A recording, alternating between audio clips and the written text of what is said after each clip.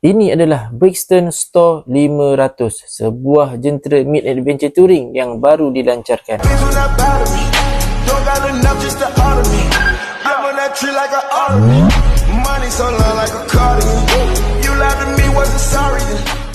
Reka bentuk adventure dengan lampu LED dan juga fog light. Lampu LED di bahagian belakang dan juga dua side box serta satu top box. Meter TFT 7 inci, handguard di bahagian handle, tayar hadapan 19 inci, radial caliper, ada ABS menggunakan USD fork, tayar belakang menggunakan saiz 17 inci, ada ABS.